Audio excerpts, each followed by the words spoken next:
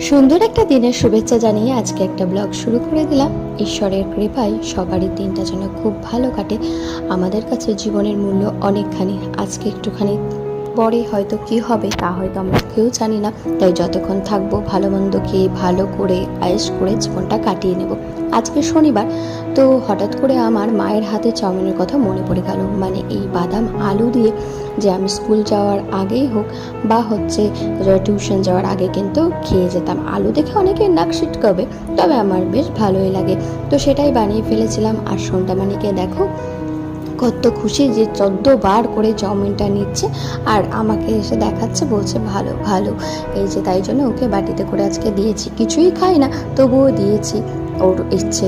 তো আমাকে আর খেতে হয়নি, বরমশাইকে মেয়েকে খাইয়ে দেখো মেয়ে আমাকে খাইয়ে দিচ্ছে।